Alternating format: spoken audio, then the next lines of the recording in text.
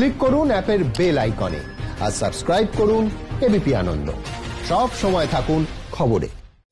রবীন্দ্র সরোবরের গেটের যে দরজা সেটা বন্ধ রয়েছে। আজকে দুপুর 3টের পরে দরজা খুলবে। একেবারে যারা প্রাতঃভ্রমণকারীরা যারা শরীরচর্চা করেন তাদেরকে দেখতে পাচ্ছি আমরা যে রবীন্দ্র সরোবর যে চত্বর রয়েছে সেই তার বাইরে কিন্তু ওনারা এক্সারসাইজ করছেন বা প্রাতঃভ্রমণ করছেন।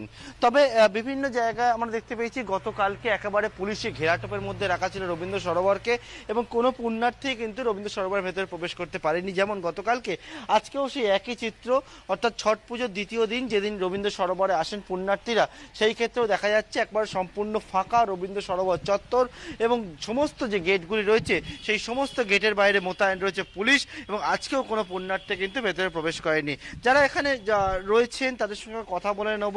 দাদা, ভেতরে যে এবারে ছট পুজো করা হলো না এবং আপনারা বাইরে এক্সারসাইজ করছেন, এটা কিভাবে দেখছেন? না, কোনো অসুবিধা নেই, ভালো ভালো পরিষ্কার থাকবে, একটা কোর্টের ল অ্যান্ড অর্ডার মেনটেন হলো, এগুলো বিরাট বড় জিনিস। আমাদের দেশে সবাইকে এই জিনিসটা মানতে হবে, শুধু একটা পক্ষ না, পুরো ভারতবর্ষে যত জাতিগণ আছে সবাইকে এই জিনিসটাকে মেনটেন করতে হবে একেবারে। এবং আরো কয়েকজনের সঙ্গে কথা বলে নেবো এই জায়গায়। একেবারে আপনারা এক্সারসাইজ করছেন, এক্সারসাইজ করতে করতে কথা বলে নেবো যে গতবার যে ঘটনা দেখতে পাওয়া গেছিল দরজায় তালা ভেঙে ভেতরে প্রবেশ করা, এবারে কাউকে প্রবেশ করতে দেওয়া হলো না, কি চাইছেন আগামীর জন্য? জিনিসটা ভালো থাকবে, পরিষ্কার থাকবে। এই রাত্রিবেলা বাজি ফাটে, পাখি ডিস্টার্ব হয়, সারা রাত্রি বাজি ফাটে, এই জিনিসটা বন্ধ খুব ভালো হয়েছে। কেন আমরা চাই জিনিসটা লেকটা পরিষ্কার থাকুক, মানে খুবই ভালো, খুবই ভালো হয়েছে। আগামী বছর যেন এরকমই থাকে, সুস্থ থাকে, খুবই ভালো লাগছে পরিবেশটা, আরো পাখি টাখি যাতে আসে।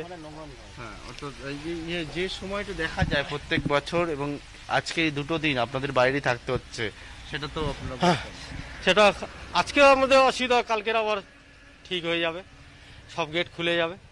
যারা প্রাতঃভ্রমণকারীরা বা এই জায়গায় যারা আসেন নিয়মিত, মূলত এই যে রবীন্দ্র সরোবর লেক তাকে বলা হয় দক্ষিণ কলকাতার ফুসফুস, এবং সেই ফুসফুস যেন ভালো থাকে, এবং শুধু এবছর নয় আগামী যে বছরগুলো রয়েছে সেই বছরেও যাতে একই রকমভাবে এই সমস্ত নির্দেশকে মানা হয় সেই বিষয়টাই কিন্তু উল্লেখ করছেন এখানে আসা প্রাতঃভ্রমণকারীরা। তারা জানাচ্ছেন আগামী বছরগুলোতেও যাতে এই দক্ষিণ কলকাতার ফুসফুস যাতে ঠিক থাকে, যাতে কেউ এরকমভাবে ছট পুজোর নামে ভেতরে গিয়ে দৌরাত্ম্য না করতে পারে, সেই দিকটাই কিন্তু দেখুক পুলিশ প্রশাসন, তেমনটাই কিন্তু আবেদন।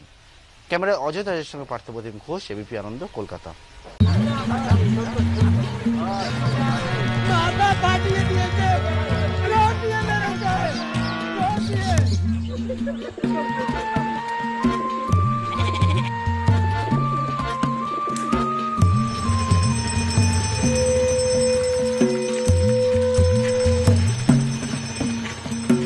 বলে দিলাম, আমরা কিন্তু ছেড়ে কথা বলবো না।